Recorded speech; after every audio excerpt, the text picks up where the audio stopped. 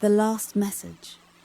The buzzing of my phone cut through the quiet of my bedroom, where I'd been half dozing through another episode of The Office. It was 11:43 p.m, late for a Wednesday night, when I saw David's name on the screen. My heart did its usual little flutter, even after 8 months of dating. Come outside. I'm waiting, I smiled, pushing myself up from my bed. This was exactly like David. Spontaneous late-night visits, usually with coffee or those chocolate croissants from the 24-hour bakery he knew I loved.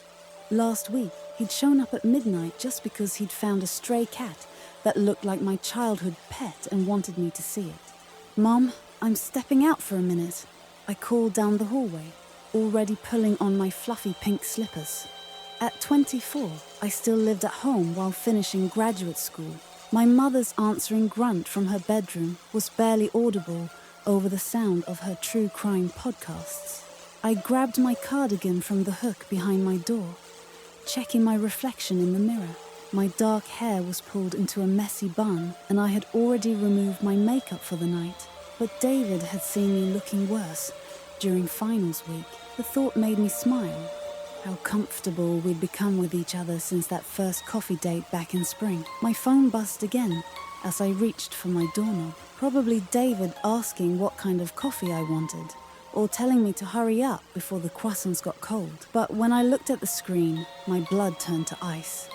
"Don't go outside. It's not me. I'm still at work. Call the police." I froze, one hand still on the doorknob. Through the thin curtains of my front window, I could see the familiar outline of David's blue Honda Civic parked at the curb, its headlights off. The same car I'd ridden in countless times, with the small dent in the passenger door from when someone had backed into it at the grocery store. The same University of Michigan sticker in the back window, slightly faded from the summer sun. But no David. My phone buzzed again. The first message. "Come outside. I'm waiting." Then immediately after. "Sarah, I'm serious. Do not go outside. I'm calling the police right now." Both from David's number. My hands shaking, I pulled up David's contact and pressed call. It rang once before going straight to voicemail. I tried again. Same result. The sound of footsteps on our front porch made my heart stop. Slow, deliberate steps. Someone walking heel to toe, taking their time. The wooden boards creaked under their weight. Creaks I recognized from years of sneaking in past curfew. 4 steps, then silence. Standing in my darkened entryway, I could see a shadow through the frosted glass panels flanking our front door. A tall figure, roughly David's height and build. They weren't moving, just standing there, waiting. My phone buzzed again. "I can see you through the window, Sarah. Come outside." Then, from the same number. "Sarah, listen to me. That's not me. I'm looking at the security cameras at work right now. Someone's cloned my phone or hacked it or something. The police are on their way. Whatever you do, don't open the door." The figure outside shifted slightly, and something metallic glinted in the porch light. My throat closed up as I recognized the familiar shape of David's keyring, the one with the Batman logo keychain I'd given him for his birthday. I'd watched him attach it right there at the restaurant, laughing as he promised to keep it forever. A key slid into our front door lock. I backed away, my slippers silent on the hardwood floor. My mother was still awake upstairs, blissfully unaware in her podcast-induced bubble. Should I run up and warn her? Try to sneak out the back door? Call 911 myself? The lock turned with a click I felt in my bones. Another message. "Let me in, Sarah. It's cold out here." And immediately after, "The police are 4 minutes away. Hide. Now." The door began to open, slow and steady. No rushing, no urgency. Just the deliberate movement of someone who knew they had all the time in the world. I bolted for the kitchen, my mind racing through options. The back door was locked with a deadbolt that needed a key from both sides. No escape that way. The garage would trap me. Upstairs would corner me. The knife block on the counter caught my eye. As my trembling fingers wrapped around the handle of the biggest chef's knife, my phone buzzed again. "I can hear you in the kitchen, Sarah. Don't you trust me?" "Sarah, I'm still watching the cameras. He's inside. The police are almost there. Hide in the pantry and don't make a sound." The pantry, our walk-in pantry with its solid oak door, installed by my father years ago. It had a lock, a simple one, but a lock nonetheless. Footsteps in the front hall now, still that same measured pace. Still taking their time, I slipped into the pantry, easing the door shut behind me as quietly as I could. The lock engaged with a soft click that sounded deafening in the silence. My phone screen cast a pale blue glow over the shelves of canned goods and cereal boxes.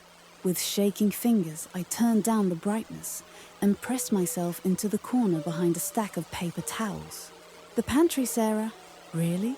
My heart stopped. You're doing great, Sarah. 2 more minutes. Stay quiet. The kitchen lights flicked on, their glow visible through the gap under the pantry door. Those familiar footsteps crossed the tile floor, unhurried. A shadow blocked the light beneath the door. Sarah. The voice was David's. Exactly David's, down to the way he always said my name, slightly softer than his other words. Come on out, sweetheart. You're scaring me. I pressed my hand over my mouth, trying to control my breathing. The knife trembled in my other hand. Sarah, please. Something weird is going on with my phone. I'm getting these strange messages too. Let me in, and we can figure this out together. It was his voice, his exact voice, with that little catch of worry he got when he was concerned about me. Like that time I'd gotten a flat tire on the highway, or when I'd called him crying after fighting with my mom. My phone buzzed silently in my pocket. 1 minute. He's not real, Sarah. The real me is watching him right now on the security camera. Whatever you hear, whatever he says, that's not me. The pantry doorknob turned, stopped by the lock. Sarah, a soft laugh, worried and familiar. Why did you lock the door, sweetheart? You're being silly. Remember what you promised after your anxiety attack last month? No more hiding.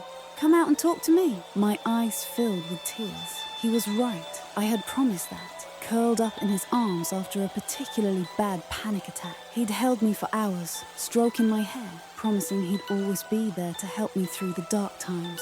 The doorknob rattled again, harder this time. Sarah, you're really starting to worry me. Please open the door. 30 seconds. Patrol cars are on your street. Sarah. The voice was still David's, but wrong now, twisted with an anger I'd never heard from him. The door shook in its frame as something slammed against it. Open the fucking door! I bit down on my hand to keep from screaming as the door shuddered under another impact. The lock was old, designed more to keep my little cousins out of the snack stash than to withstand any real force. They're here. Don't move. The sound of splintering wood filled the air as the door frame began to crack. Through the widening gap, I caught a glimpse of a face. David's face, but wrong. His familiar features were twisted into something feral, his usually warm brown eyes now black and empty. Then came the most beautiful sound I'd ever heard. Sirens, followed by the crash of our front door being kicked in and multiple voices shouting, "Police!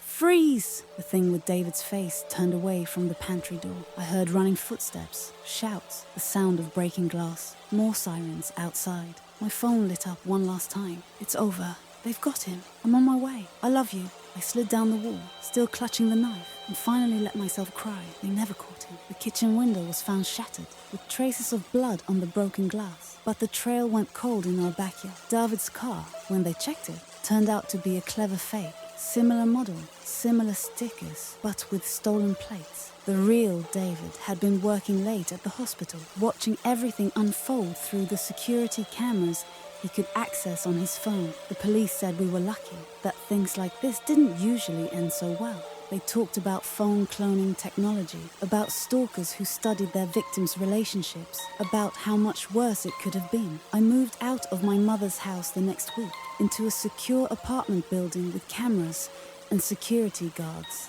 David moved in with me, neither of us willing to be apart after what happened. We installed extra locks, security cameras, and a state-of-the-art alarm system. But sometimes, late at night, my phone will buzz. And even though David is right there beside me, even though I can reach out and touch him, feel his warmth, hear his breathing, I'm still afraid to look at the screen, because somewhere out there, someone still has David's voice. Someone who knows what to say, how to say it, when to say it. Someone who knows my fears, my promises, my weaknesses. Someone who has all the time in the world to wait. And sometimes, in my darkest moments, I wonder if they're waiting still. Come outside, Sarah. I'm waiting.